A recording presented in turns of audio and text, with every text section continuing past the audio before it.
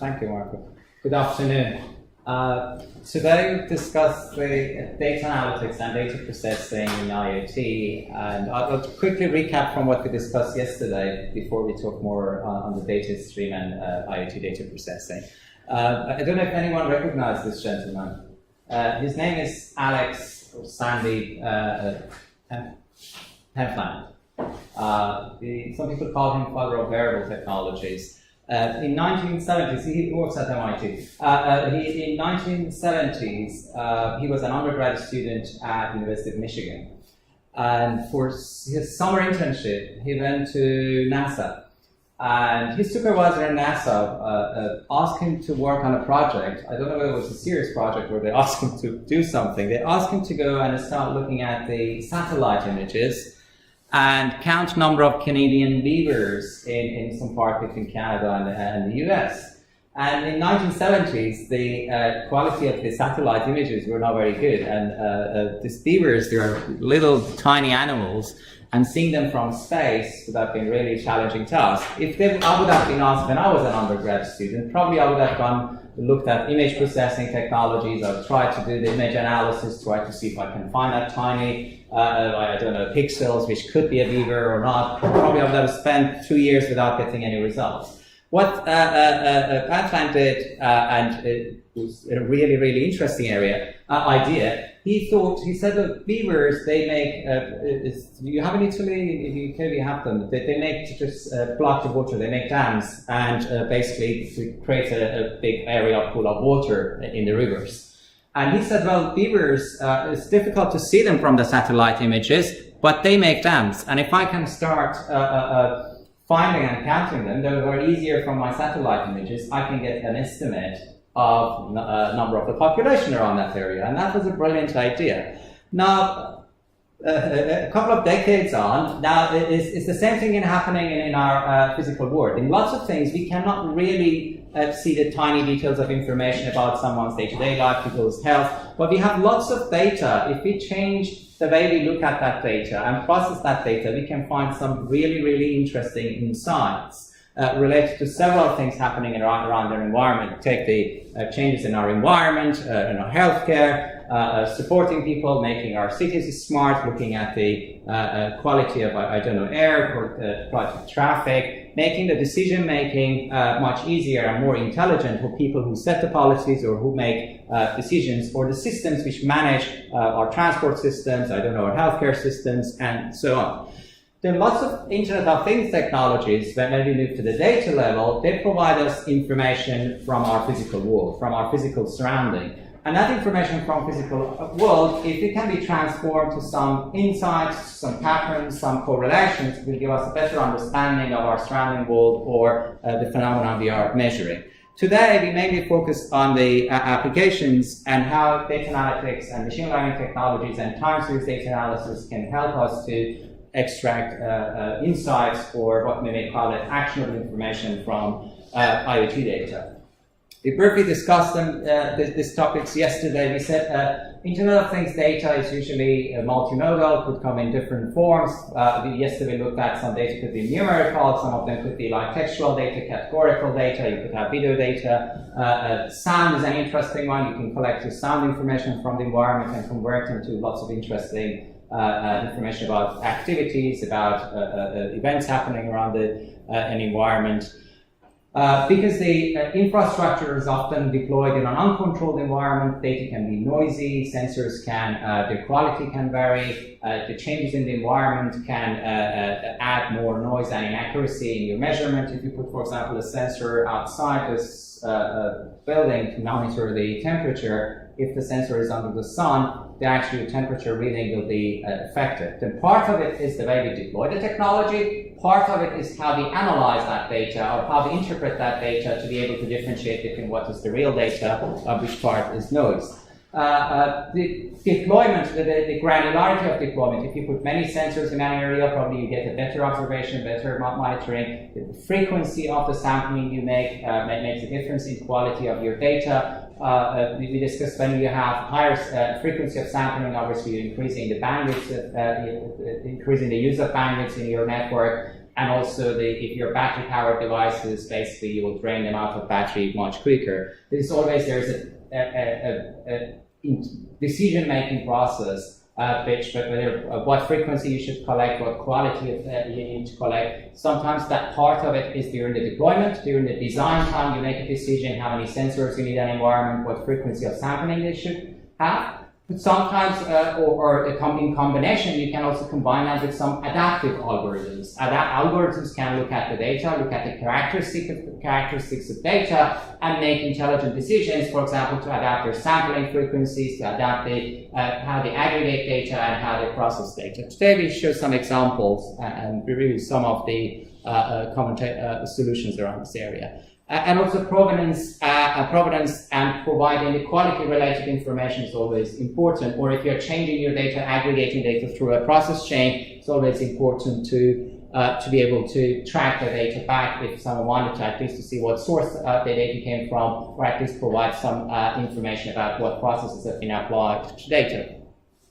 And most of the solutions need to be, well, almost all of them need to be scalable. Designing solutions for IoT, because you're designing applications which they need to be relatively fast, you need real-time processing. Part of it, the complexity of the algorithm should be in a way which your computational power can cope with that complexity. And at the same time, in terms of the scale of data and the speed of data, they need to be scalable. Then the constraints are volume of data we generate, the speed of the data which is basically we receive and how fast we can process them, and often the energy efficiency and the network bandwidth if you're sending data, especially from wireless sensor networks.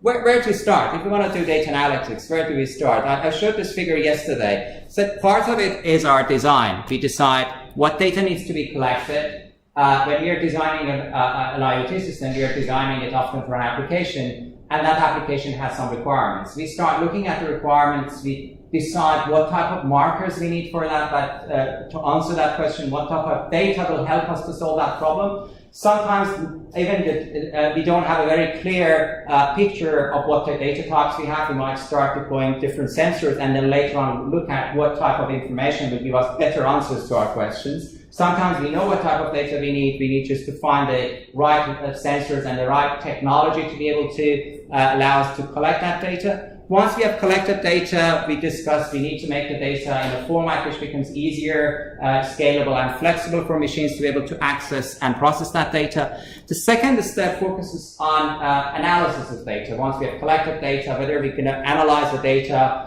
on the node itself, in the network, or we are going to relay the data back to a cloud server, a backend server, analyze it. There is no good or bad solution. It depends on your design constraints and depends on requirements. You could do edge computing and process the data while you're collecting it and send maybe aggregated information, or in some scenarios we might send all the information back to a server and integrate data from different sources and analyze them. All of it depends on the application, depends on the design requirements and the resources you have.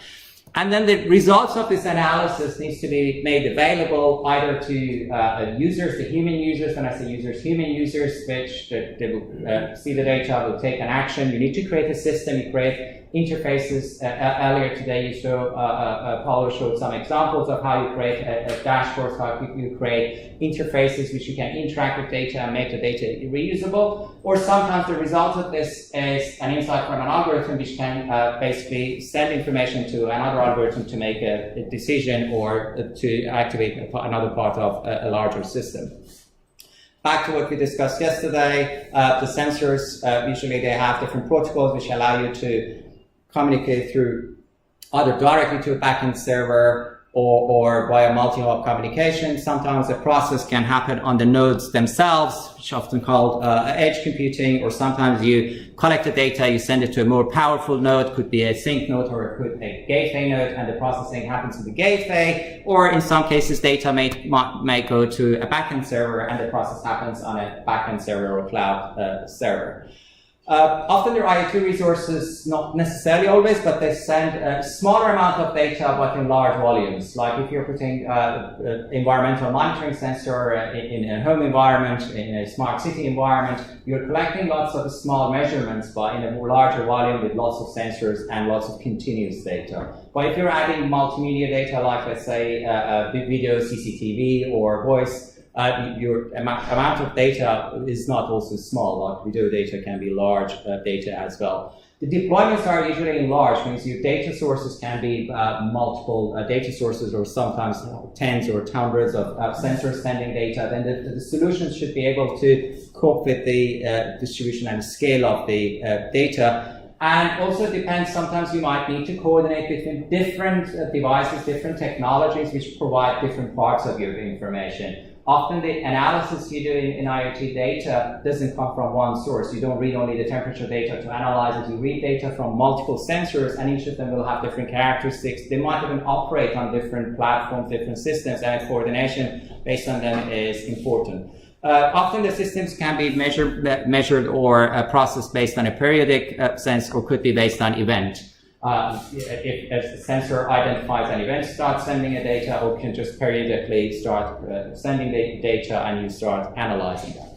The same way, the insight and information you generate, maybe you just look for events, and then when you generate an event, or you continuously generate patterns or insights which are coming out from data.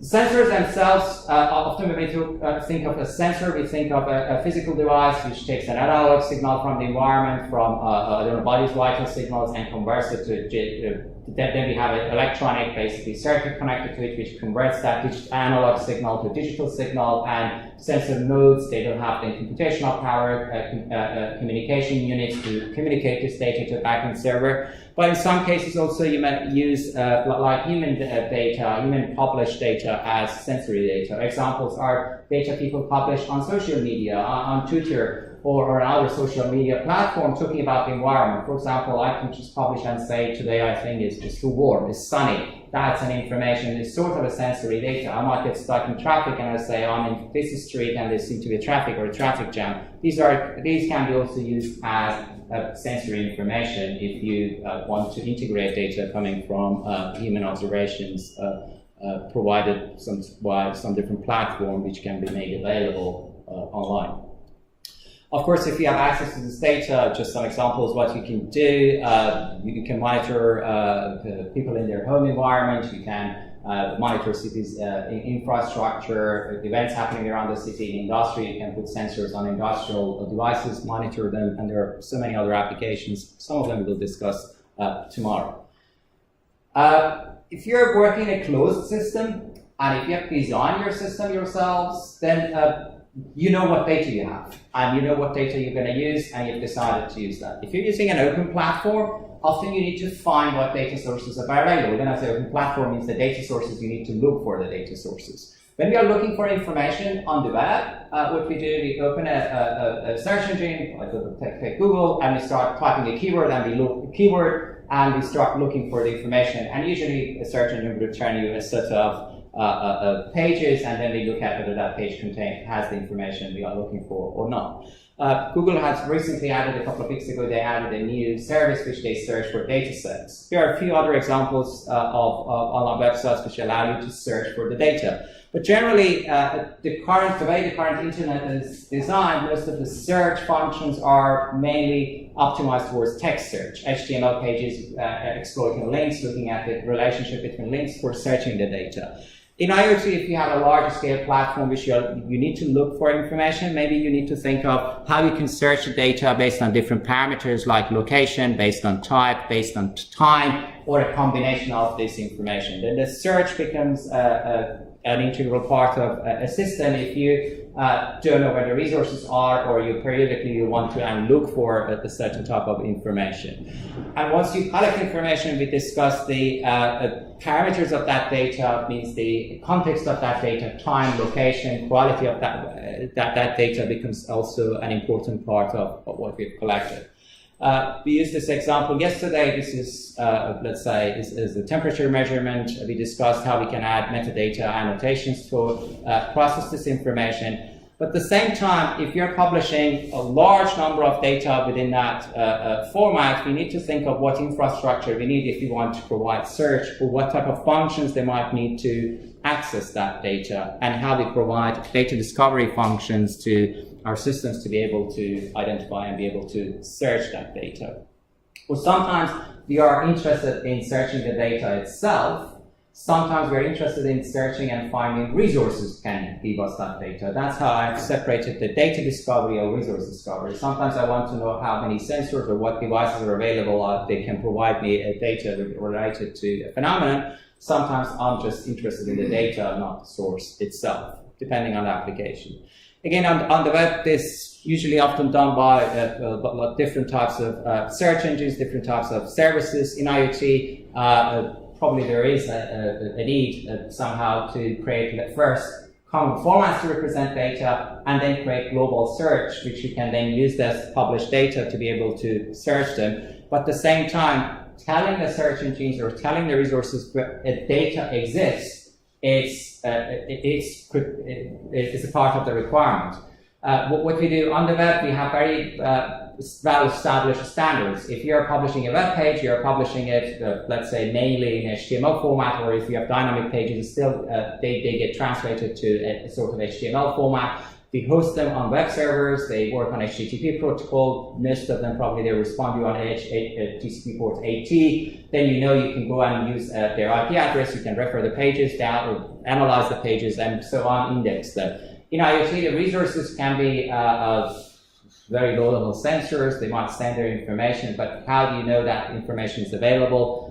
There are different solutions like creating registries, providing like resource registries. When you publish a resource, you go and say, I have this sensor provides this information, and if someone wants to search for that, or there are different protocols like MQTT, which I briefly discussed today, which can allow you to search for that information. But often the search function, it comes with these characteristics. Often we are interested in the location, where we are searching for the information, that's part of the data, what type of information we are looking for. I'm interested in the temperature data at this time, or maybe we are interested in the devices can provide that data. And we discussed the data can be then provided in different formats. Sometimes could be high level, just with tags, high level annotations, or it could be interoperable format using semantic formats or JSON or other formats.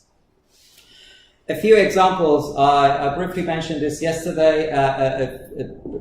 This is a solution a few years ago. We worked on it, and the idea was to create a search engine which you can search for large number of sensory data. If the sensory data, the assumption we made was, if you have a resource, if you're publishing sensory data, you go to a gateway and you register your source. You say, I have sensory data, temperature data related to this part of the world, with this location, with these parameters, and you provide that data using RDF descriptions on a gateway. On a gateway, you publish and describe your resources. Once those resources were described, you will have hundreds, tens, or thousands of these gateways. Once you have a large number of gateways, a large number of resources, now finding what sensor can provide information about this location, it's a big challenge. Imagine each of those gateways, sort of you can make an analogy between like there are like sort of index registry servers, and you have all the resources being registered there. Now you need to create a scalable index to be able to search for that. The solution we worked on, we started extracting location information. We took the GPS location and we converted them basically to XYZ. It's just a simple mapping. You take and convert the data to XYZ representation. But when I say X, Y, Z, when I take to Z, we had I'm assuming we had longitude, latitude, altitude, the height also you can have as part of your data. And also we added the type information, like we took like an encoding mechanism. We say if you have temperature, it's type 1, if you have humidity, type 2, and so on. And then we wanted to create a scalable index to enable that search. Quickly, there are different ways of doing it. I'll show two examples today. But the example in this solution we took, we used Gaussian mixture models. If you're interested, we used GMM. A Gaussian mixture model, you can use it for clustering, basically multi-dimensional data, multivariate data. And in our Gaussian mixture model, the data sources that basically get, based on the location and type data, get organized in different clusters. And then we had a probabilistic model which could tell you if you are looking for the temperature data from this location, most probably your data is in our gateway number 3, gateway number 4. And once you get to that gateway, you can then start performing your semantic search based on your metadata more detail. Basically, you drill down now and look for more detailed information. In principle, the model worked well, but there was a problem.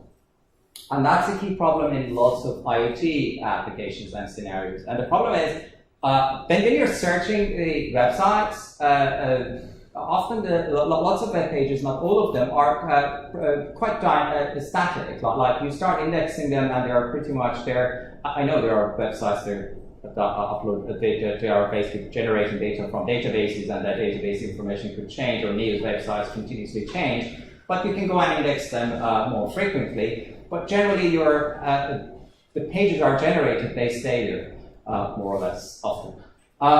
In IoT, if you're indexing a sensor, you're saying the sensor providing noise information from this room, and that's a portable sensor, someone could take that sensor and move on, and your indexes quite quickly become duplicated. Basically, that dynamicity in your indexing becomes a big challenge. Or you have a sensor, after some time that sensor runs out of battery, breaks down, and when you're searching for the information, that information is not there. Now the challenge is this process is like we were using a GMM for a large scale data. It can be quite computationally expensive, and you're making processes which take time to actually converge to train them.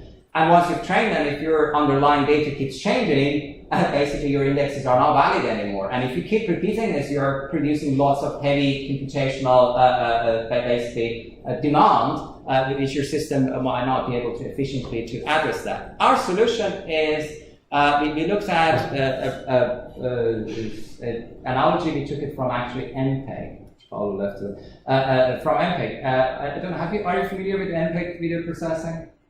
Like what MPEG does is a video compression technique, or part of it is a video compression technique. Compresses a frame, and then for the next few frames, it's called intro frame. And then for the next few frames, doesn't really send information, sends a difference between this frame and other frames. The assumption is if your frequency of number of frames you're generating per second is high, between two frames, the difference, the pictures is not that high. Instead of just compressing them separately, let's just compress one, and for the other one, just send the differences. We took that analogy, and in our model, when you create a Gaussian mixture model, you have a set of parameters which are your mu and sigmas for your Gaussian basically distributions. Instead of retraining our models, every time we had a data, we had a mechanism, for example, go and check the sensors every, 2 hours, or look at the last update from a sensor, and you set a threshold. You say if the sensor didn't respond to my ping, or didn't have a data depending on application, you just assume that sensor is not valid anymore. And what we were doing, by doing that, we were, instead of retraining our Gaussian mixture model, we were looking at the impact of what happens if I take that out of my model. Basically, we were updating our sigma and mu's in our Gaussian distributions. And that, it's not very accurate way of doing it, but made our models semi-accurate for some time. And then we had to decide to set a threshold and say if our underlying data changes more than 30%, I can't remember, it's written in our paper what was our decision, let's say 25%, then we retrain our model. Then instead of retraining your indexes all the time when the resources become dynamic, you make a decision, you start becoming, changing your parameters, adjusting basically your centers of your data, and then once your data has significantly changed, you start updating your system. Have you done any clustering method? Have you worked on any clustering algorithm? More or less like if you have a clustering algorithm, you have a centroid. And if your underlying data, that shows the center distribution for your data. And that's when I say mu and sigma. Mu is the mean, sigma is the standard deviation for that. And once your data keeps changing, you need to adjust that mean and sigma based on the changes on your data. That's more or less is a very oversimplified description of how we did it in Gaussian mixture model. After doing that, we wanted to take a little similar approach, but in much simpler algorithms. We looked at if we have the XYZ data, which XYZ are basically my locations on a 3D surface, which you take a point on Earth, longitude, latitude, and altitude, you do a mapping, and you bring it to Euclidean space. If I want to have XYZ data, and I add another dimension, which is T, is the type information, like type could be temperature, humidity, light, other information.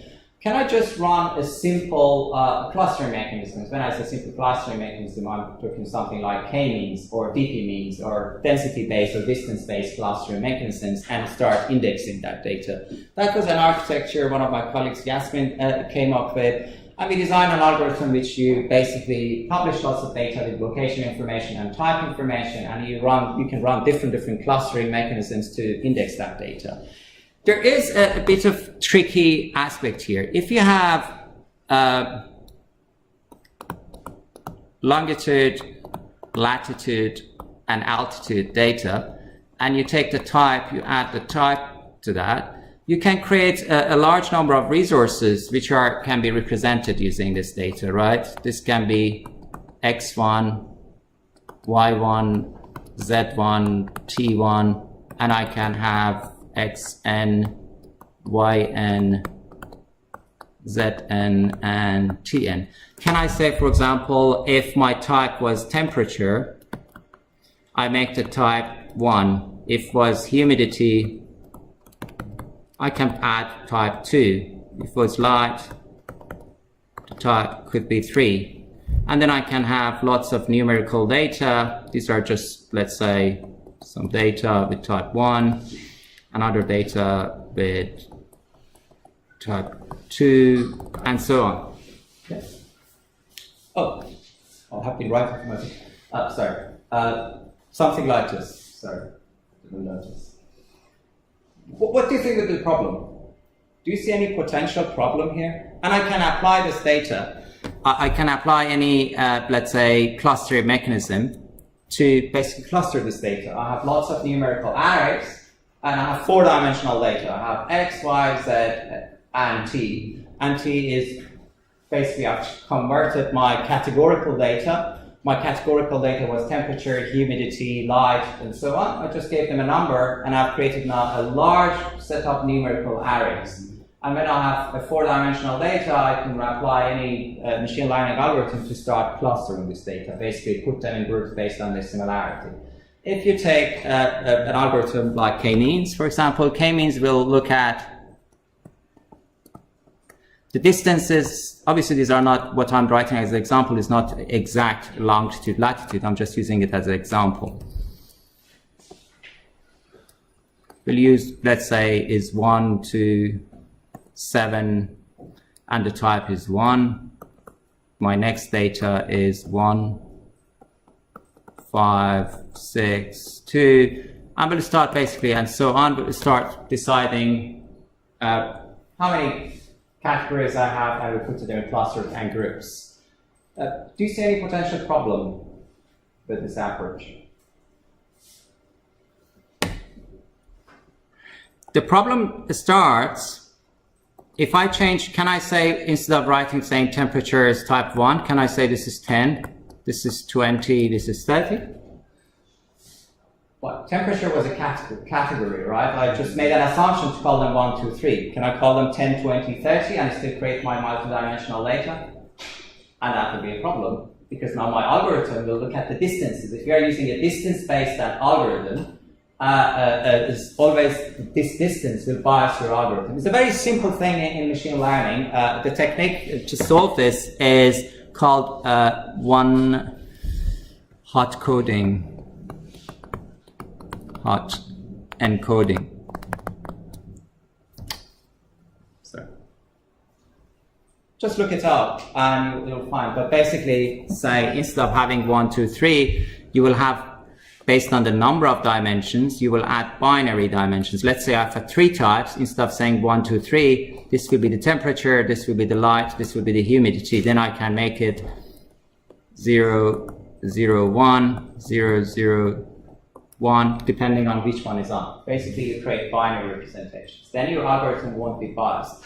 On purpose dimension is a very simple thing, but then in the IoT, if you're combining categorical data with your numerical data, this is a very simple trick, but if you don't do it, your entire algorithm will get biased and your entire analysis can be wrong. Especially if you're using, I'll talk later today, based on symbolic models, based on any categorical data which you're trying to combine with numerical data. There are lots of other issues related to combining categorical data with numerical data, but that's the very, very basic primary concern which we start creating this. And in case of, in our algorithm, the trick was we needed to do this first, be able to have a correct classification. If you do clustering, you just put the numbers together, your algorithm probably is not correct. Another solution is called geohashing. Have you come across this before? Geohashing, basically geohashing starts with a very simple concept. Let's assume if this is Earth. If we divide this based on longitude lines, this is, which one is longitude? Yeah, this is the longitude. Can I say everything falls this side is 0 and everything falls here is 1? If I'm on the western side of the hemisphere, let's say, the first part is 0, at the equator line, the Greenwich line, if I'm on the west side, make it 0, if I'm on the east side, make it 1. Based on the latitude line, can I say if I'm up north of the equator, this is 0, this is 1. Now, I can divide my location. Here will be 0, 0, here will be 1, 0, 1, 1, 0, 1, right? If I tell you I'm in 0, 1, you can already make an assumption I'm in that part of the Earth. Now I start adding more lines. Divide this 0 to another 2 lines. This will become now 0, 0, 1. Start adding more lines. Geohashing works based on that. Just look it up. We'll tell you geohashing will, if you just look at the definition, we'll tell you it works based on bit interleaving. Basically, they're weaving the bits from longitude and latitude. You convert your longitude, latitude data to base 32 and you start taking 1 bit from the first longitude, 1 bit from the latitude, and 1 bit from this, 1 bit from the other one. But in practice, your process, it works something like this. The mathematical model of implementing it is a few line code, you can write something like this. But you can take any GPS data and convert it to a series of bits. Sure, but in principle have just grids. You create grids and you say that combination of 0, 0, 0, 1s and zeros and ones will tell you in which piece of the grid you are on the Earth's grid.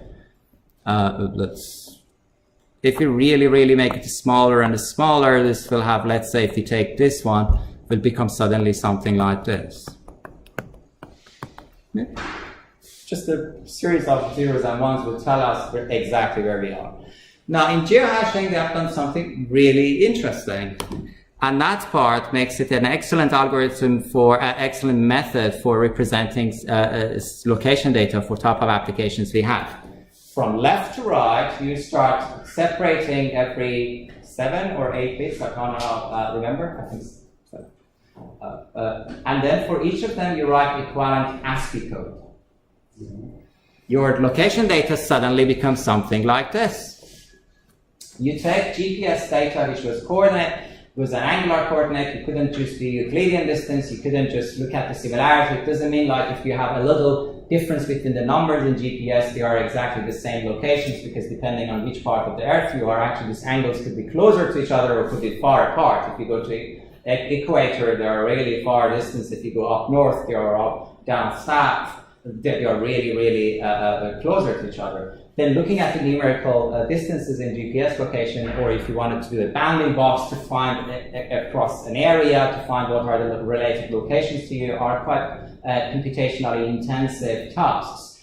What GeoHash does, takes your geo-coordinates and generates a string representation of your data. Now, take from left to right. If they are similar as strings, means your locations are similar, are closer to each other. I've provided some examples from my university campus. These are like, I use that online service to generate that, and they are really real GeoHash representations.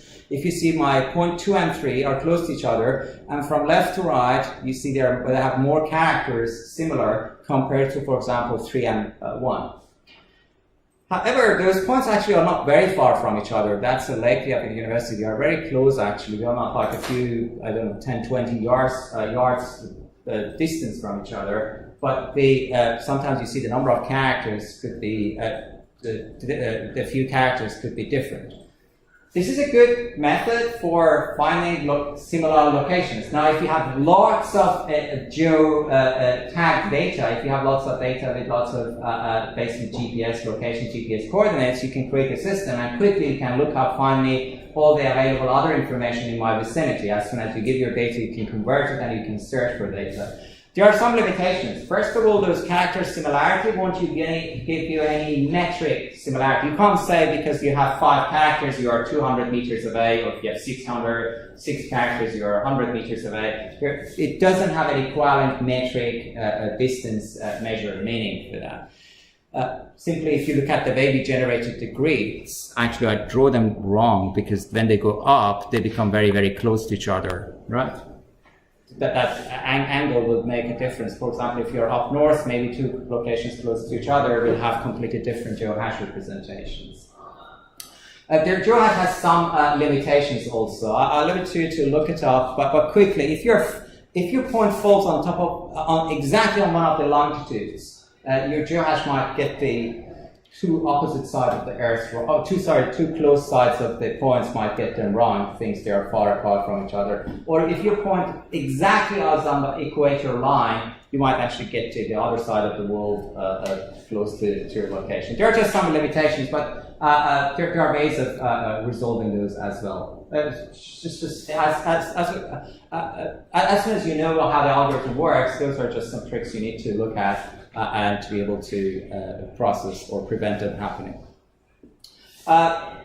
Once we had that, we started creating now, taking our data, instead of creating X, Y, Z, and T's, we started creating GeoHash. And once you have a GeoHash, then you can create like different types of hierarchical models. Here we use quad trees. Basically, they are hierarchical structures, and you can start putting your data based on string similarities and create a hierarchical structure, and you can quickly start searching for data and find related sources. Right.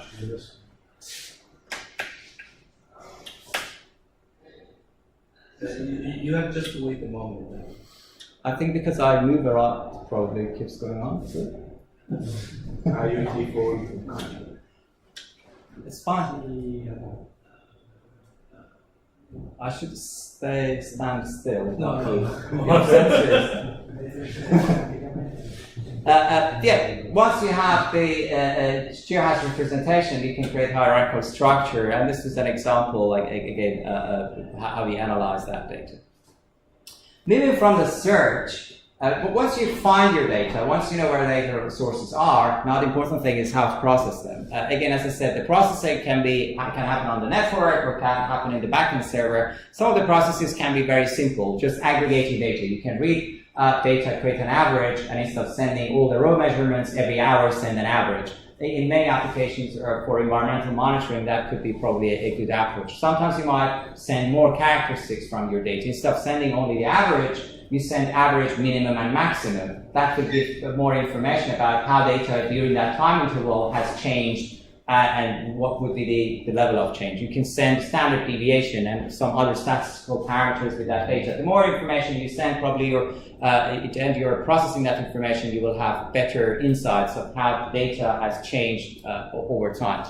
But most of the data aggregation or data analysis methods, which they use some sort of methods trying to take lots of observations and aggregate them and give you a view, they will look at similarities on a spatial or a temporal. By temporal, I mean the number of measurements coming, let's say, one after the other. You might take them and take a mean. That would be looking at sequential data and trying to aggregate it. Sometimes if you are measuring temperature via 4 sensors, let's say in this room, maybe instead of sending 4 pieces of information, you start aggregating data and you get data just an average of the 4 different measurements, and you say the average of temperature in this room seems to be X because I put 4 corners of this room and I'm taking this as an average. Then sometimes that averaging is just taking one source and creating an average or statistical measure. Sometimes you might take from multiple sources and do that. Also, I briefly mentioned this yesterday, also that changes often the way we look at our networks. Now, instead of being interested in an address, in a source, in a device, we are interested in data, and often we are just looking to understand if an event has happened in an environment, if a certain pattern has occurred, or collect the data regardless of what source that provides, as long as we know that source is reliable. Data aggregation, as I say, can basically take a large number of continuous data, time series data, and compress it or provides sort of patterns. Often the problem is when you're looking at continuous data, there are lots of numerical measurements. On their own, very single data doesn't tell you much. If you're taking my pulse data, I tell you my pulse is now, my heart rate is 83, that one measurement doesn't tell you much.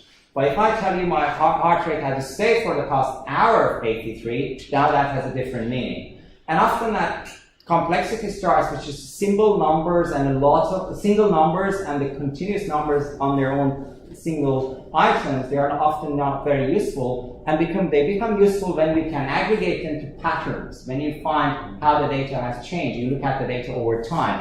And most of this aggregation pattern creation models in IoT, they try to take this continuous data, time series data, to create ways of you are looking at data in an abstract form, and that will give you some good insights.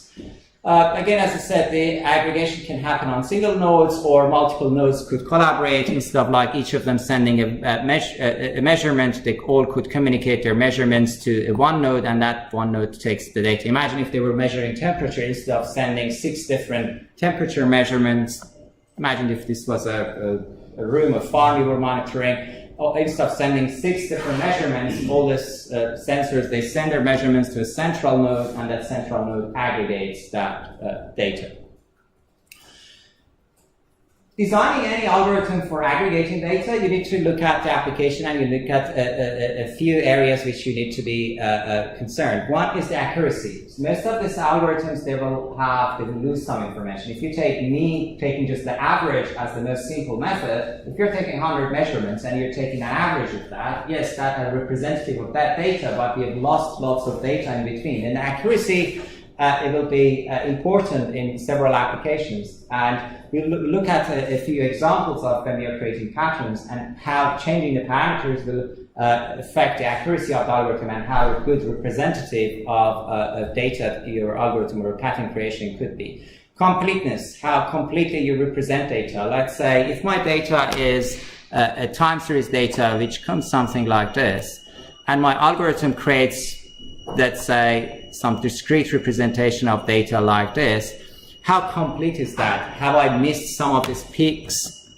Can I represent some of these points on my data? These are sometimes in some applications become very important.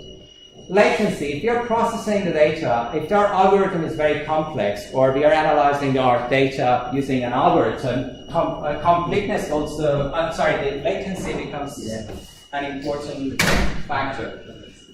Means if our algorithm takes long time to generate that data, by the time we might actually analyze that data, maybe that event has already passed. Then the quickness of how we create that becomes important, and obviously overhead. If it's too computationally intensive or too power intensive, maybe it's not suitable for some of the IoT applications. Briefly, before going into the analytical models, that's not the fire alarm, is it? No.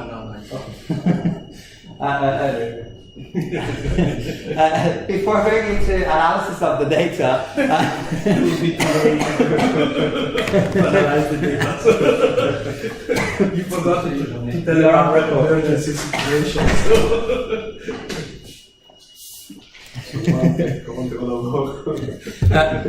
Let's just quickly look at the publish subscribe methods.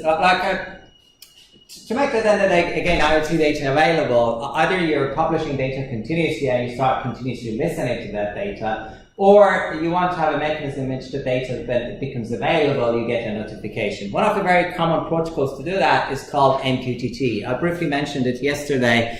It's a protocol developed by Andy Stanford-Clark and Alan Nipper at IBM and CyrusLink. Yes.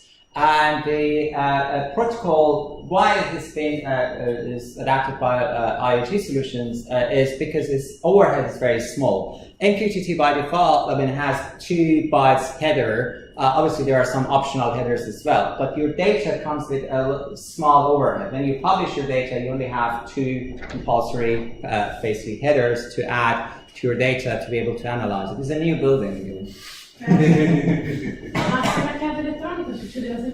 Yes, nobody is present, but it's not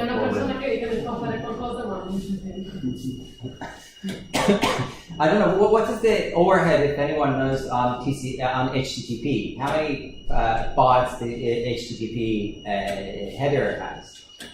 64. This has I think it's around that. I was thinking it's around that. Like IP version 6, for example, I think it's 128 or something. Am I correct? Yeah. And look at MQTT has 2 bytes. Then that obviously starts. You can start seeing how efficient they become the small for basically IoT applications. And then you can run it on top of a TCP/IP network. MQTT has a certain features you can enable in your header, which can add basically the quality of data. Just very quickly, you can, when you deliver an information, a piece of information, you can say this data is just at most once is sent, and obviously if you have a message loss, you're looking at if there is a message loss or duplication. Your data, you want to make sure you're not repeating the same data. You say at most once. That means if I, as a receiver, I'm receiving a data, you can always guarantee to deliver, and at the same time you're making sure it's not delivered twice. When I see a measurement twice, I might assume that was 2 different measurements, but you want to make sure, no, it's just every single data I'm collecting, just deliver it once. And then you can say at least once when I arrive, but here you might have a duplicator, basically arrival of data, and then you might say exactly once deliver the data. There are some flags depending on what basically bits you enable. You are telling your MQTT boss, basically your message boss, how to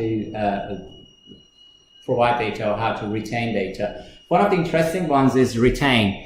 If you set this flag, MQTT boss will hold the data. It means that the data delivered to one subscriber, if another subscriber comes, the data is still available. Because often the message bosses, when the data is delivered, they remove it from the bus. If you say retain, they'll retain that data. The reason I mentioned, because in lots of applications, you will need some sort of a message bus. If you are collecting data from different sources, and if you're building an IoT platform which uses online data, and you want to use that data and analyze that data, you need the data to arrive somewhere in a message bus, and then you will use that from that message bus to read your data. And always you go back to that source, you want to make sure whether the new data has arrived. One way of handling that is using MQTT protocol. There are other ways of doing this. In our healthcare application, which I'll talk tomorrow, we use RabbitMQ. In terms of implementation, if you're interested in, we use RabbitMQ. Now, looking at sensor data as time series data. Before I continue, any questions? Am I going too fast? Okay. We take a break in half an hour, is that okay? Okay. All right. Okay, time series data. Now, most of it's sensory data, but they come continuously. And often you set a frequency. That frequency could be fixed. You say you program your device, do the measurement every minute, every second, every other second, or that frequency of sampling could be controlled by another algorithm depending on how much data changes you have in your data. That sampling frequency might change. For example, if I see the information, the noise doesn't change here, I might not do much sampling of the information in this room. As soon as I hear there's noise, I might start enabling my sensors to start rapidly, more quicker, start doing the sampling. Then, depending on the sampling or how you collect your information, often you end up having a set of continuous measurements, which we represent them often as time series data. And in IoT, often this time series data also are numerical measurements. Now, these numerical measurements are, as I said, they're continuous data, very complex on their own merit. Important thing is not just looking at single measurements, finding the patterns from these measurements. Instead of looking at just a complex signal going up and down, can I represent them in sort of patterns and then be able to analyze what those patterns mean? Or can I identify the significant events when that data happens? Depending on application, you might look at different ways.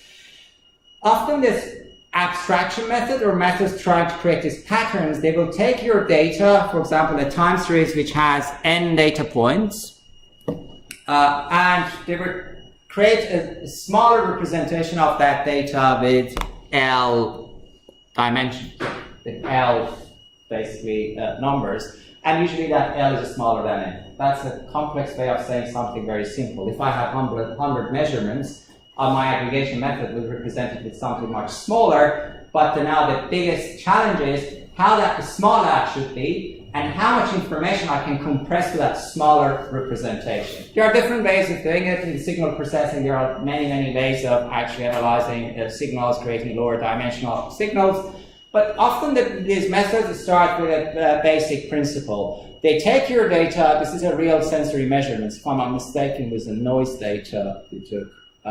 Or it could be energy data.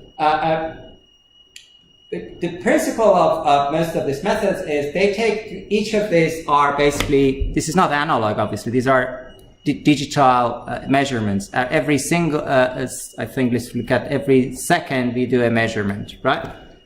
And you continuously, if you look at your measurements, you see it as a signal. Most of these methods which they do abstractions, they will take a number of samples. Here, for example, we are taking, I think, 75 samples, and we call it a segment. You might see people call it windowing methods, slicing methods, segmentation. Basically, you take your continuous data, you divide it to some fragments, and those fragments can be windows, can be segments. There are, again, different methods of doing it. Sometimes these segments are equally sized, means like in this case, they are equally sized. Each slice of data I have has like 75 measurements. And if my frequency of sampling is fixed, then I can always make sure also in time domain I'm fixed, because if I'm taking, let's say, 1 sample per second, means every 75 seconds I will have 1 window of my data, and that will be 1 frame or 1 segment. Sometimes this sampling can be like expanding windows, which often in some techniques, you will look at your data, and if your data doesn't change much, or you have some criteria for decision making, you start expanding your window till there is a change happens, and then you slice your data and you go to the next one. I'll show some examples. In some cases, you have something which we call it sliding windows. The problem with these segmentations is why we use the sliding windows. If you have a point like this,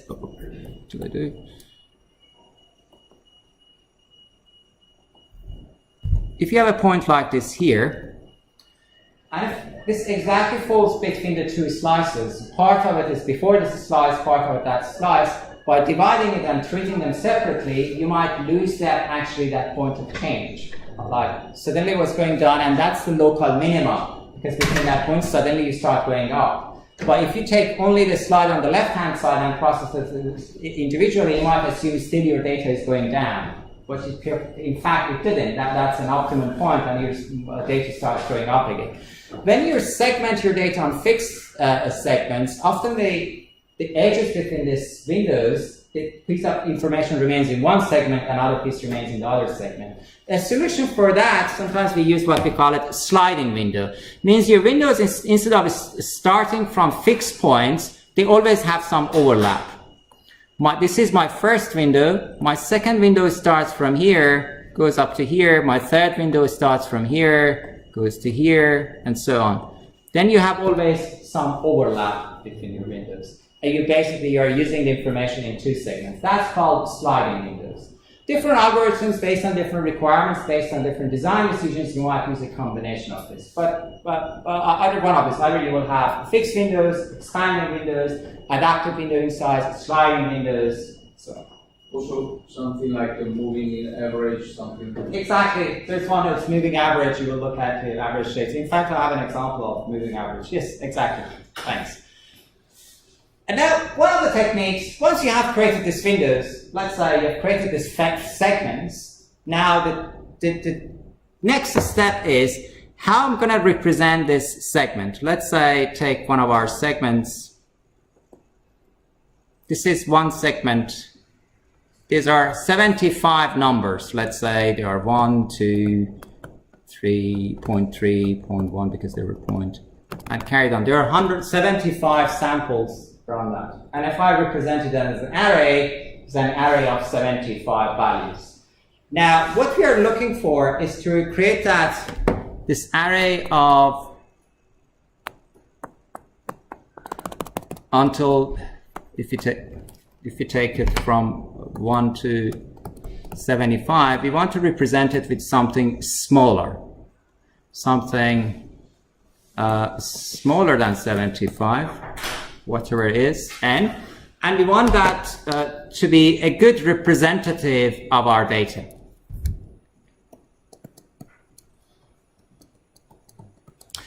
There are different techniques to do that. Very basic one, which will take your 75 dimensions we create in one-dimensional data, is creating an average. Just read all the numbers, take an average. The point is, if you take the average here, your average probably is something is, if you take this, probably is around 0.6.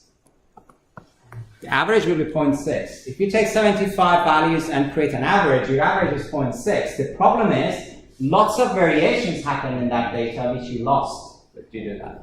You might start saying, well, I can add some more information. I can add the minimum and maximum. Let's add that.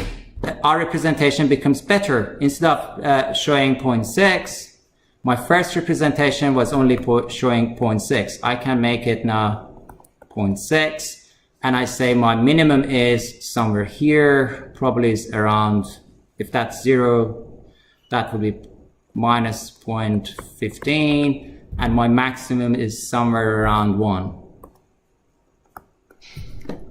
Created a better representation. My representation now has 3 dimensions. One is average, maximum, minimum. You can start adding more dimensions to that. You can add standard deviation. You can add several information. But there are better ways of actually representing the shape of that signal. If I could find a way to represent that shape of that signal and some of those variations, that would have been a really interesting way. If you're familiar with signal processing, you can do fast Fourier transforms, you can use wavelet transform, you can use lots of filtering methods to separate that data. But here we are more looking at like some analytical models of creating these patterns. And one of the very interesting ones is a method called symbolic aggregation approximation, or SAX. This was developed at the University of California, Riverside, by Jessica Lin and her supervisors, which one of them is Emily Koch. They take numerical measurements and they create symbolic representations. Similar to our geohash, which we took the geolocation and created the string representations, here they are taking numerical measurements from continuous time series data and generate symbolic representations, which could be like strings. And the whole idea, again, if we have a data set with size n, we want to create a representation of size w, which w is smaller than n. Basically, we are reducing the dimension of our data. And one of the things which makes SAX really interesting is the computational footprint. It has a very small computational footprint, which you can simply run it on probably on sensor nodes or resources with limited computational and memory power. But what SAX does, this is an example of a SAX with 10 symbols. We have taken like alphabetic, English alphabet symbols, but you take your data, that's like 100 samples, and you represent your data using a set of strings. Now, instead of having this 100 numbers, I will have 3 strings. Here we have taken a long range of symbols. You could represent them with 3 symbols, like 3 alphabets, 4 alphabets. But the whole idea is to take continuous measurements and represent them as strings. And as soon as you represent them as strings, you can look at similarity of strings. You can basically categorize them. You can put them in groups. You can look at the pattern similarities, and you can do lots of processes based on that. Then just some links for the completeness. If you want to find facts, they have a good online resource, and there are lots of. They have published a few papers themselves, and there are lots of other publications refer to SACs, and there are different variations of SACs. But how does it work really? The first step is, in SACs, you need to decide on the size of alphabet. You're deciding to represent your data, numerical data, as a string. You need to decide what is the length of your string and how many alphabets you're going to have in your strings. And in SACs, the minimum size of your alphabet is more than 2. Basically, you need 3 alphabets, the minimum. There is a reason for that, and we'll see that reason in a minute. But basically, you need to have a number of alphabets. When I say alphabets, for example, they could be A, B, C, or they could be anything. They are symbols, right? I can create anything and I make an assumption these are the symbols. But minimum, you need to have 3 alphabets. Then you're representing your data with strings. You need to decide what is the size of that string. Let's say each sample I take will have, let's say, 4 alphabets. 4 is length of 5. Then can be, for example, A, B, C, B, A, B, something like this. Then you have, let's say, 3 alphabets to play with, and then you have a length of them which you decide how long is this going to be. Each of this will have an impact on how much you can preserve information in your representation. And when I explain how SACs works, you will see how by changing the size of the string and number of alphabets, you can decide how much information you want to keep from your data. But how in practice SACs works, it uses a technique called PAA, piecewise aggregation approximation. What PAA does, basically, you divide your data to frames, to segments, windows, whichever we call it, and then you aggregate them to one number. Each frame, each segment become one number. Basically, you take average. Piecewise when I show a numerical example, you will see how it works. But first, we divide our data to smaller frames, and each frame, we average them. And by doing that, we are basically already losing some information and aggregating data. Once we have done that, then we also, before doing that, we need to normalize our data. So the step before doing PAA is normalizing your data. The reason we are normalizing data in SACs, we don't want to create representations of different magnitudes of your data. You just take it under a Gaussian curve of a mean of 0, a standard deviation of 1. And when you represent your data as a Gaussian representation, you normalize your data, then you can make sure when you're creating patterns from different types of data, different magnitudes, you always represent them in a consistent way. It's good, but will have its own limitations. We talk about limitations once we have reviewed SACs. But let's look at a numerical example. Before going through that, are you familiar with Z normalization? How we do Z normalization? How we normalize data? Basically, it looks at the probability distribution, looks at converts your data, normalizes your data to the Gaussian distribution of a mean of 0 and a standard deviation of 1.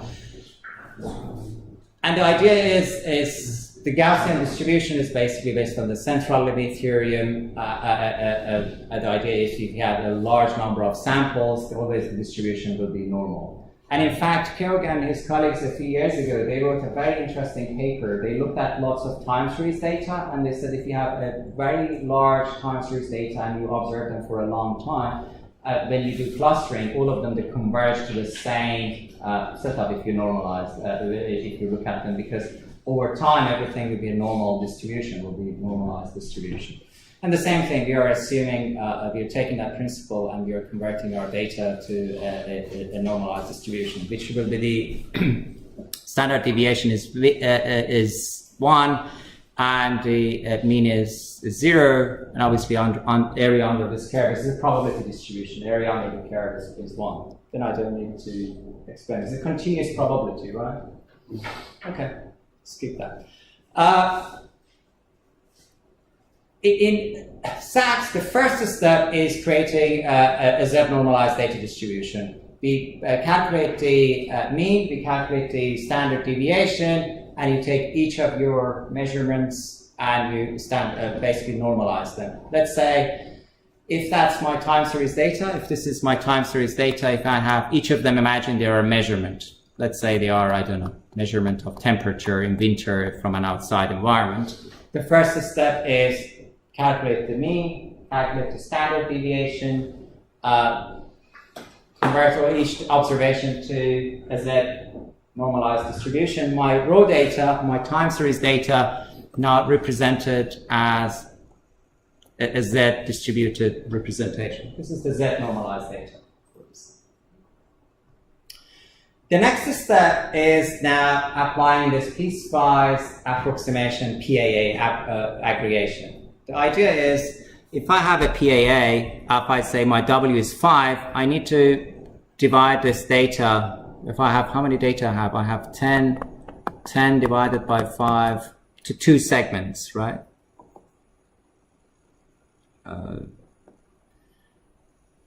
1, 2, 3, 4, 5. 1, 2, 3, 4, 5. Take each of these. Oh, sorry. Did a mistake. When I say 5 segments, each segment will have 2 values. Sorry, I calculated 2. It means 1, 2. That will be my first frame, the second frame, third one, fourth one, and the fifth one. And the average of each will become one of these numbers. That was the longest, not the optimized path.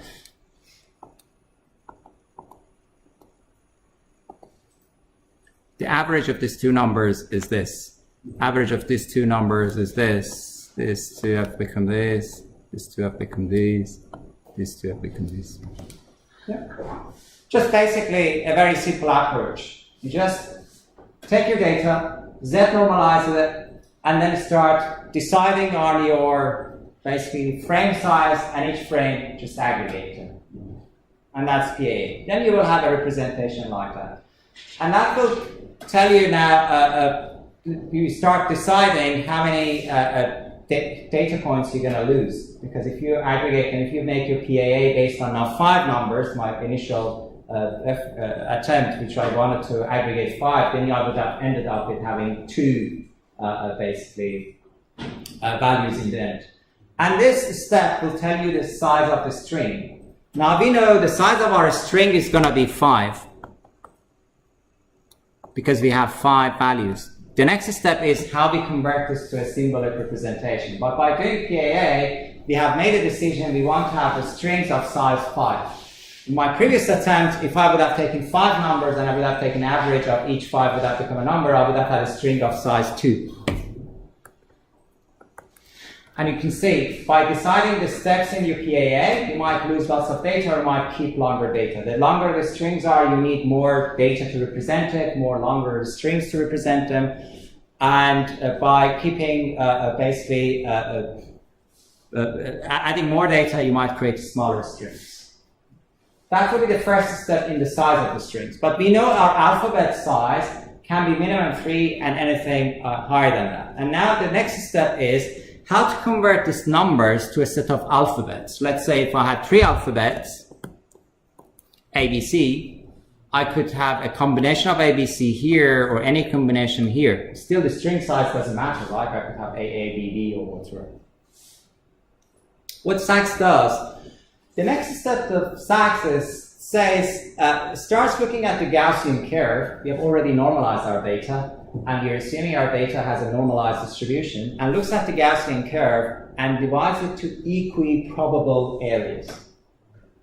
As soon as I say, you'll know, if you look at this Gaussian curve, let's go back.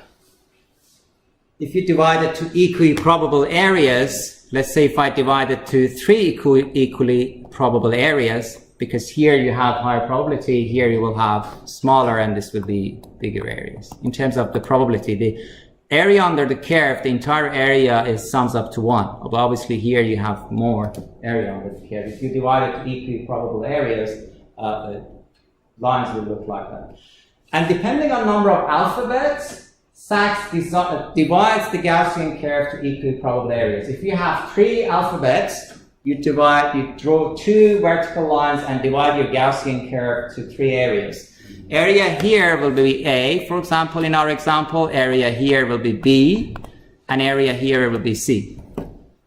And the Z normalizer are data. You just look up your number and see which part of the curve you are and assign an alphabet to it. You don't seem to be convinced. Did I explain? Yeah, because I was thinking that the C and A are the same. No, that's the negative, that's the is a positive. bit, That's negative, that's the positive. Yeah, kind of. The area is what. Yeah, but if my value is minus 0.6 something, I will be on A. If I'm plus Okay. or positive, right? These are the breaking points. And you need to do it once. You don't need to repeat it. And if you're writing the program, what you need is that table. Like if you divide your Gaussian curve actually to 3 equal probable area, let's say if that's my Gaussian curve, if I divide it to 3 equally probable areas, which I draw it very badly, here is actually minus 0.43, and here it's 0.3, right? And you can see you can add more.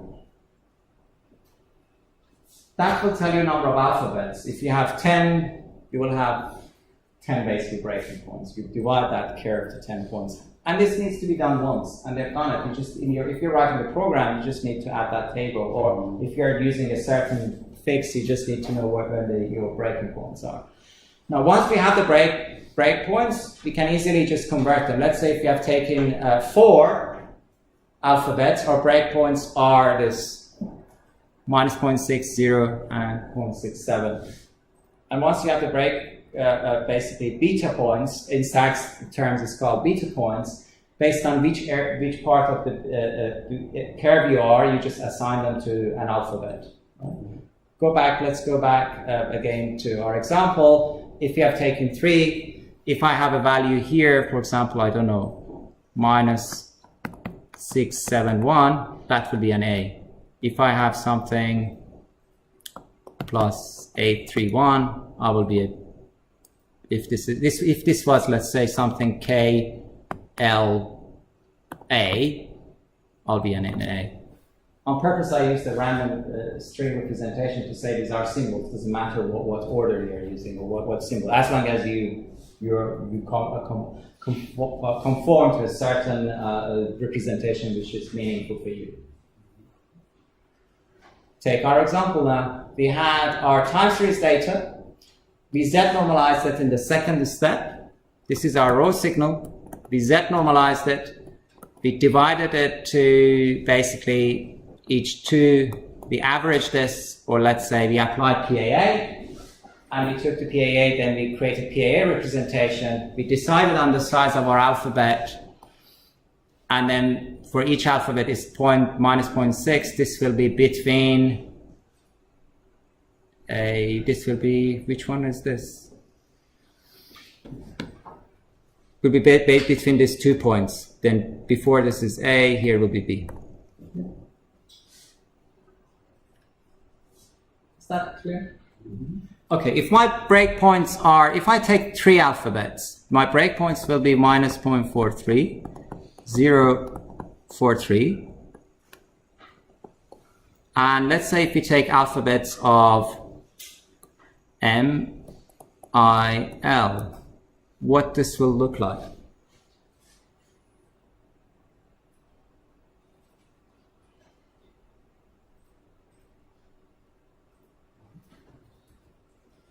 The first element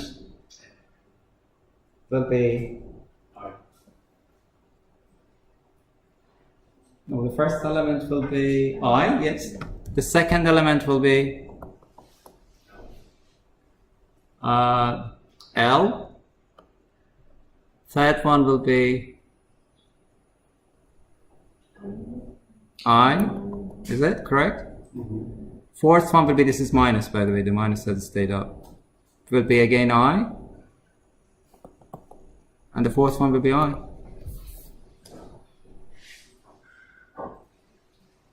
Now we move from 4 characters to 3 characters, basically. It's a symbolic representation. Now, once you have a large number of this, if you've divided your data, if you're monitoring now my heart rate or my ECG signal, now instead of having those numbers and curves and continuous numbers, which they are single ones were difficult to interpret, now you have a string representation, and by string representation you can look at the patterns, you can start creating predictive models, you can create clustering mechanisms, you can do lots of apply different algorithms to categorize this data, to look at the correlation of this to something else. You can do lots of interesting calculations. Of course, I suppose that any way that the average and the standard deviation provided, otherwise, I don't know. But if you have the values, you can always calculate the average and standard deviation. Your point is interesting because Otherwise, yes. that was a very, very good point. The question is, you've got to have the average and standard deviation. If you're working on an offline data, you have your entire data and you have the average and a standard deviation. If you're doing this online, but basically you don't have the end of the tail. What you are taking as your average or standard deviation can vary over time. Then you will have snapshots of your data, and for each snapshot, you might decide to change your mu and standard deviation. And over time, you might change that. Then consistency becomes also an issue, depending. You have to design it very carefully. But there are variations. I mean, I look to but you can search. There are some versions of online stacks. We have done some experiments, and I'll show some examples of how this can be solved. And obviously, once we did the Z normalization, we have lost the magnitude of data. Because if that temperature data now was the temperature data from the fridge, or was the temperature data from an environment, now we have normalized all of them to the same level. We have lost the magnitude of that data. In some applications, that could also become a problem, right?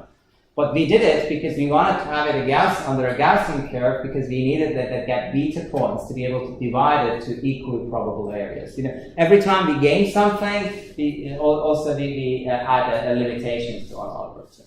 I'll talk about the interesting features, and also we discuss some of the solutions we came up with to address some of those limitations and some other alternative solutions to this. But the algorithm itself is a really, really interesting one, and it's a very clever one because it uses some really simple concepts and creates something really interesting for analyzing IoT data.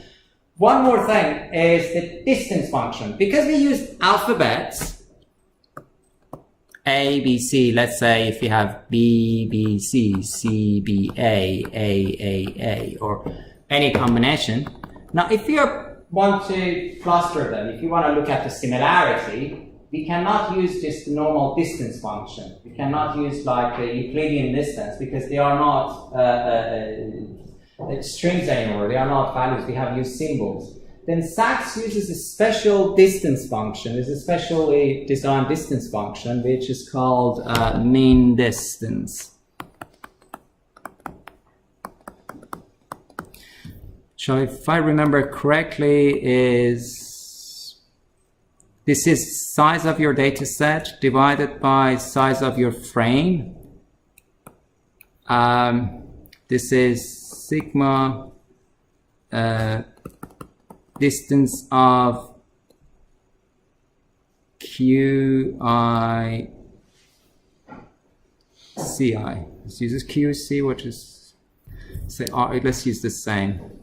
QI CI, let's see. Square. What it does, this is the size of your data set. This is the number of samples. This is the time series size. This is size of your frame. Like if you divided your frame to 5. If I had 100 samples, that would be 100 divided by 5. And this is the distance function per character. Distance between, I'm taking similarity between these two, this will be distance between these two, plus distance between these two, plus distance between these two squared. How do you calculate the distances now between A and B? Still, I didn't solve the problem. This distance function still gives you, it gets back to how you calculate the distance between A and B, or B and C and D, or whatever you have. In Sachs worlds, if you have two adjunct areas, the distance between them is 0. If you have, again, remember that Gaussian curve, we divided two equally probable areas. Let's say we divided 3. If there are two areas adjunct to each other, if we call this A, B, C, the distance between the two closed areas is always 0. And you create the matrix of A, B, C, A, B, C. Then always distance between A and A will be 0. A and B always will be 0. And this is symmetric. Obviously, B and A is also 0. B and B is always 0. And for the others, uses this formula. Basically uses the breakpoints and finds the distance between the breakpoints and uses it as a distance function. Because to start with, he uses breakpoints, beta points, to assign the values for them. If you're interested, the code looks like this. I'll give you a minute to look at the code and you can look it up. These are the cutoff lines. I copied it from actually Lynn and her colleagues' work. They have the online MATLAB code for this, and I added the online MATLAB code to this. These are the breakpoints, and you see how they calculated it. It's very simple. If they are adjunct, you just make it 0. If they are at a distance, they're distant from each other, you just take and you basically minus the beta points. And there are some square functions and square root, which basically to make sure you're taking the positive values.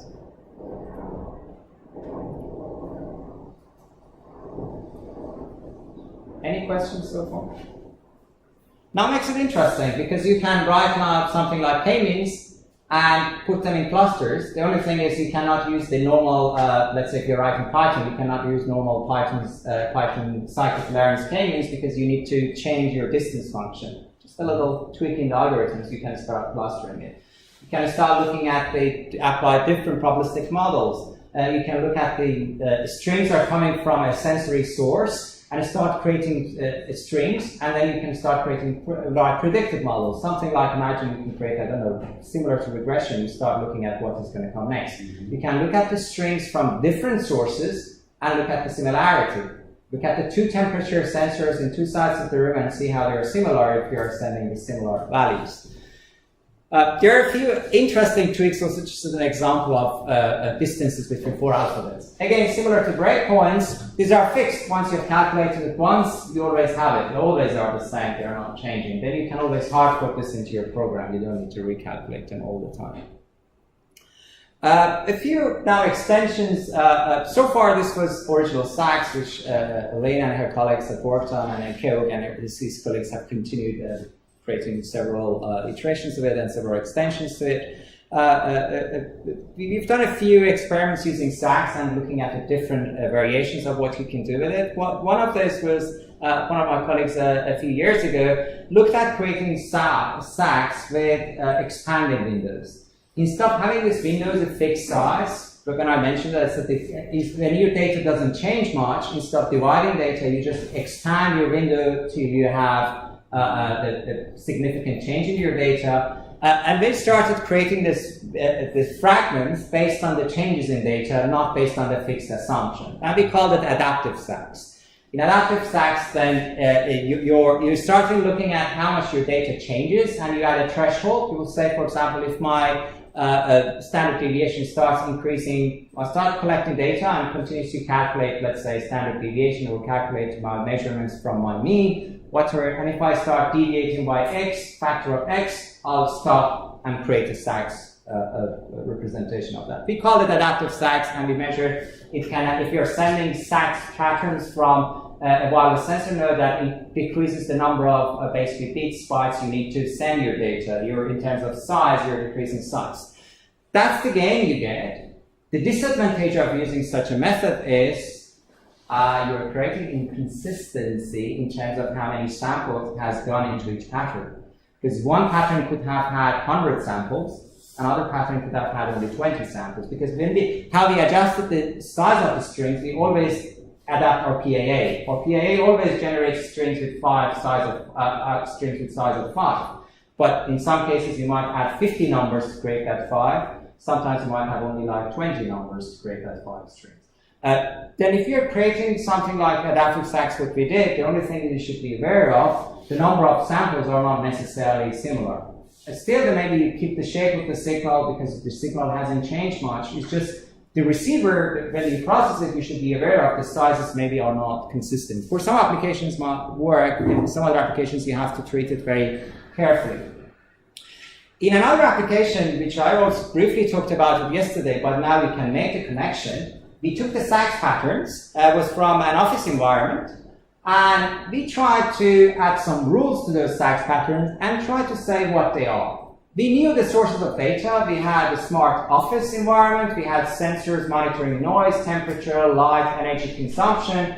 And we knew if their light data, for example, is coming in certain patterns, we started manually labeling them. Say someone is in the office is vacant, it's night, it's daytime, we looked at the temperatures, we said it's hot, air conditioning is on, window is open, and we started labeling basically those. First, you do some clustering of your patterns, then you go out and look at your clusters, or you add some rules, basically to label them.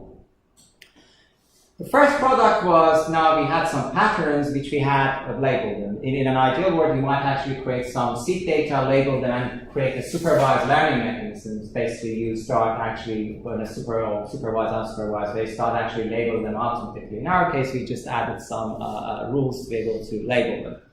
Once we had labeled our SAX patterns, we put them in a Markov chain.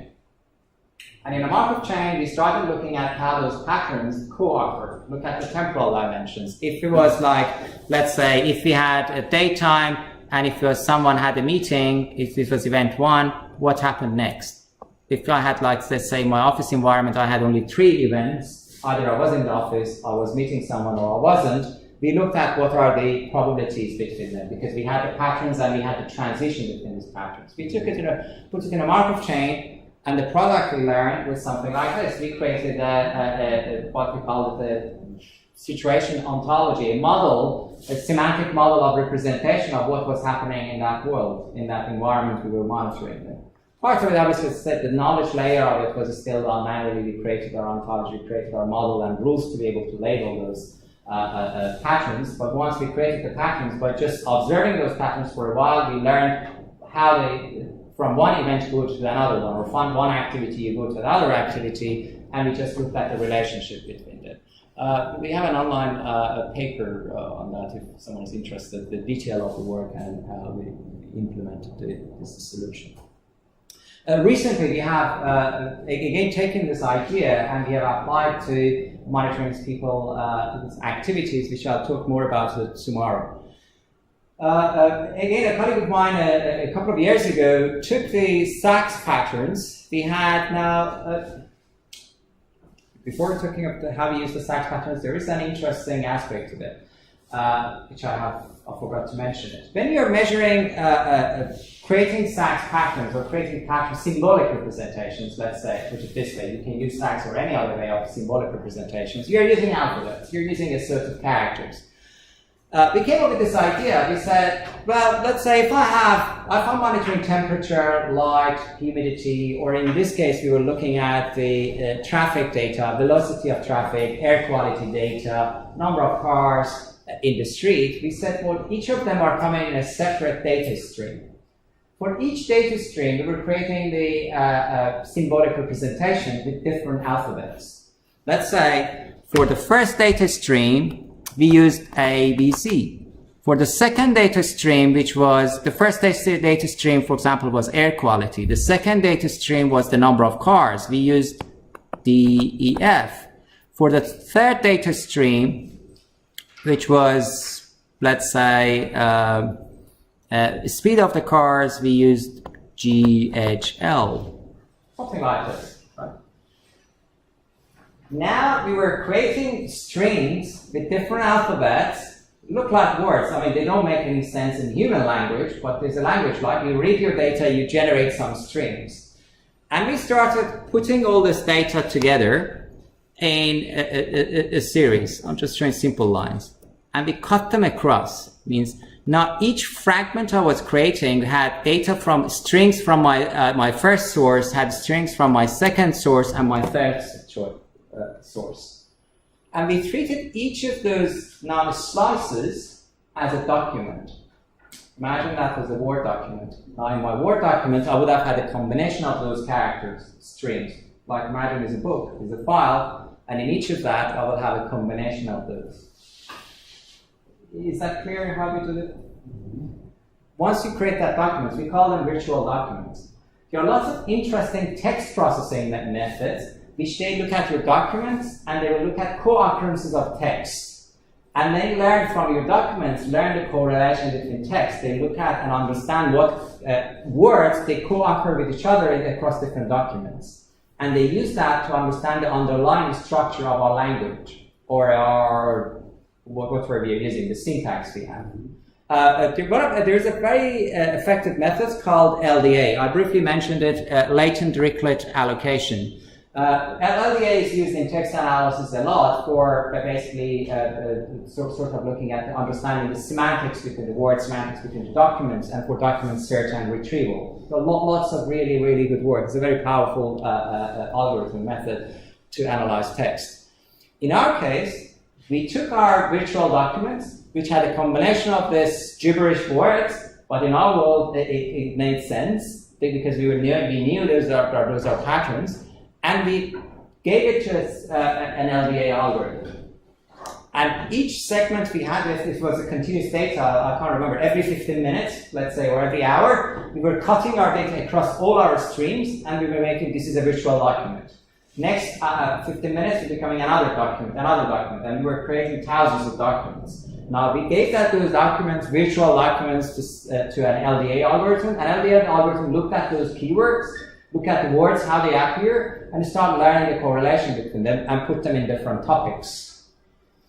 We took one step back, and in fact, instead of putting strings of sacks, because once we did it, we found it a little difficult to interpret it. My colleague Daniel Pushman, Daniel took this back, and instead of adding the sax strings, added labels. He said, when those sax strings are a certain level, I look at the shape of the signal, shape of the form, and I'm adding the strings, say this is high traffic, low traffic. And also add some information about the intensity. You see, for example, he says here, if it's readable, he says it's medium temperature, but also adds a number. Sort of create some strings which are sort of representation of our data. It says 0.175, which is a numerical representation of how much that data has, the magnitude of that data. It says medium temperature and a state. We generated some strings, which made sense for us. And we put those strings into our documents, and we left it to LDA to learn it. What LDA will do? LDA will look at basically your data in text form. You will have what they call a bag of words. I don't know if anyone has worked on text processing. Are you familiar with this text processing methods? If you have a document, most of the search engines will use some sort of this. You will have different words. Like Google or all the search engines will start with something like this. We'll take a document and we'll say how many words I have. In Google's term, that could be a very, very long array with like thousands, millions of dimensions, depending on how you take it. In our world, we have, let's say, I don't know, 100 words. And in each document, you look at if the word appears, you put a, let's say, in a simple one, you put a 0. If it doesn't appear, you put a 0. If it appears, put 1. But in practice, you don't put really 0 and 1. You put a statistical measure, which is called TF-IDF. TF-IDF. Let me skip this one. If I talk about it, it's just like I'm clicking something, I have to talk about something. But this is a statistical measure. It's term frequency, inverse term frequency. Instead of putting 0 and 1, you look at the number of times that term has appeared in your document, and you normalize it across all the document sets you have. But basically, it's just a notion of saying how important that keyword is appeared in your document. Basically, imagine these are like switches.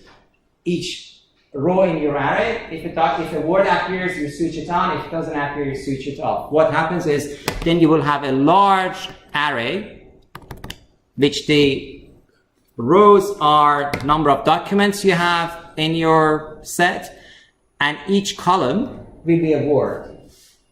And what LDA does, will take this is a very high dimensional. Let's say if in my world I have 100 words, and in real spoken language we might have thousands of them, or if you take all the languages in the world you might have millions of them. LDA will take that and will create a low dimensional representation. And those low dimensional representation is something we call it a latent topic or a Z topic. Then this will become divided to some Z areas. We'll assign each of these documents vectors to a Z topic. We call it a latent topic, Z1, Z2, Z3.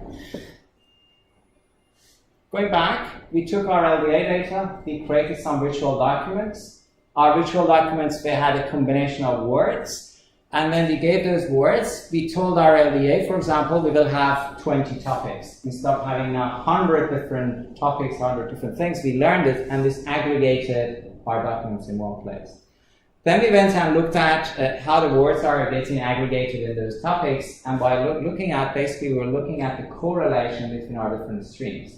It seemed to always, for example, I'm using a very intuitive example, in certain area, whenever you have high traffic, low velocity, your air quality is always low, because the word for low air quality always appears with high traffic, high number of velocity. And we use that as a method for analyzing correlation between different data streams. You can use different variations of it. I know I didn't explain LDA very well, but I just wanted to briefly mention, and once you know there is a technique, there are different methods of doing it. There is another one called PLSA, but one of the most effective ones is latent triplet allocation, LDA. You can look it up. It's basically it's based on Bayesian, probability Bayesian machine learning model. Don't know what that Dropbox link appeared there. Sorry about that. And we started looking at the size of the strings. Like, we had a problem when we were creating too many strings, when our strings started varying too much. Our LDA algorithm couldn't learn anything because you had just too many variation in your data, and we had a difficult time. I think Daniel spent a fair amount of time to find out how we should solve that problem. Part of it was we started mapping our SAX strings to some high-level concepts like steady traffic, lower air quality, and we added some intensity. Part of it also, we started looking at how the size of the strings and size of the alphabet will affect our method. And that shows our evaluation. One thing, again, here could be interesting is for learning what size of the string will, how the size of the strings will have an impact in our work. Get through this.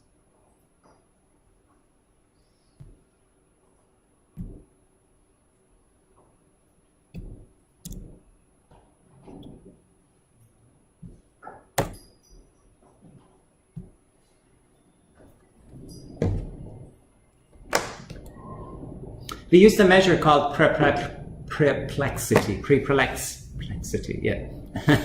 And perplexity will give you a measure, will say how random your model makes decisions. And in other machine learning work you do, you might come across this, and it's a useful metric for evaluating your work. It means if your perplexity is very high, it means your model doesn't make really good predictions. It's sort of, there's lots of randomness in the way it measures. Variation of, sometimes it could be very accurate, sometimes it could be completely inaccurate, and this will give you a measure, an average, how good you are making your predictions. And we wanted to see if we start across this axis, when we go higher, it means we are increasing number of our strings.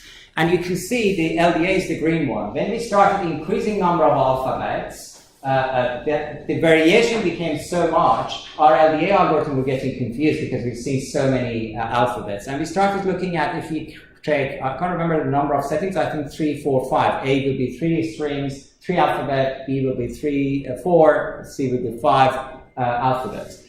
And we started looking also understanding of how should we decide on the size of our alphabet to not to confuse our algorithm. Because when you're generating a string and you're looking at string similarity, you want to create a set of consistent strings. Otherwise, with simple variations, you might create lots of different variations, which doesn't give you a good idea. I mentioned this and I put these diagrams for a reason, because if you're using any symbolic representation or any aggregation method, sometimes you want to create very accurate representations, but later on, if you want to use that very accurate variations, which with simple variations will generate different representations, then putting them together or analyzing them sometimes could be challenging, or at least in this case was for us. Then we had to look at what is the best balance between providing good representation of those curves and at the same time creating something that our algorithms can sensitively enough look at it and analyze it. Would you like to have a break, or shall I continue? Yeah, no, I think it's better. Okay. Any questions so far?